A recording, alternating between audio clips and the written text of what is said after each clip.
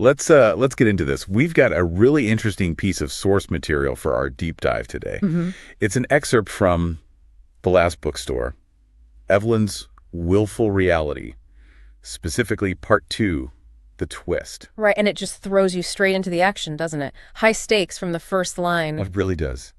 We meet this character, Evelyn, and she's trapped in a burning bookstore. Yeah, the source paints a vivid picture, flames, smoke filling the air, and she's holding this book. A book that seems to be, well, describing everything happening to her right as it happened. Exactly. The text gives those chilling details, She ran to the window, but it wouldn't break. She screamed for help, but no one heard. It's grim. And then the line that really hooks you, that was all happening exactly as written. Which immediately makes you think, okay, this book controls her fate somehow. That's the initial mystery, right? Definitely. It feels like destiny, like she's caught in a script she can't escape. That's the setup the source gives us. A powerful, kind of terrifying setup. Yeah. But then, like the title says, comes the twist. The source describes new ink appearing on the page. Right before her eyes, bleeding onto the paper. And this new text changes everything. It says, well, what does it say exactly? It says, but Evelyn realized something no one else ever had. The book didn't write her story. It copied her thoughts. Wow. Okay.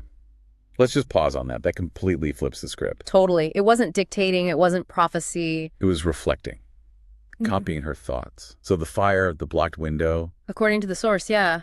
Those things were happening because she was thinking them, expecting them, in her panic maybe. The book was just recording her mind, her intentions, in real time. So that's why it was exactly as written. Because her thoughts were driving her actions, and the book was like this perfect instant mirror. Precisely. And the source shows her realizing this. She freezes. And then this thought, what if she could control it? That's the crucial moment of realization. And the text shows her testing it immediately. She focuses, thinks deliberately. The fire vanished. And the source confirms it point blank. The flames vanished. Just like that. Incredible. Right. The direct link. Then she thinks, the door opened.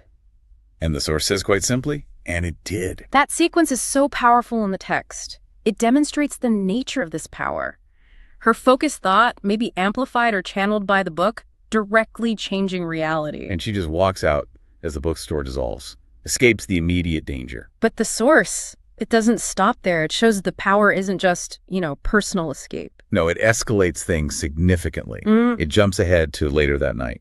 Evelyn's calm now. She opens the book again. And the text says she smiles.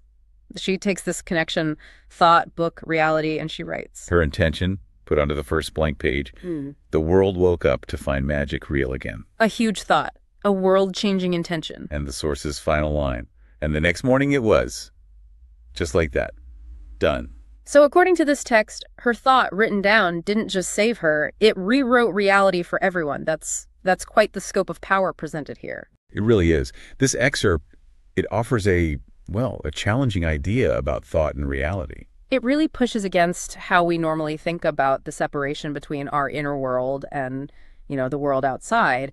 It suggests this potential for willful reality creation. Yeah, channel through thought. And maybe this specific, unique book. Lots to think about regarding intention there. Definitely. And it leads you, the listener, to a pretty compelling question based directly on what we just unpacked from the source. It really does. So, thinking about Evelyn's story here in the text, if you had that book, the one that copies your thoughts and makes them real, what would you write on that first blank page? What reality would you choose?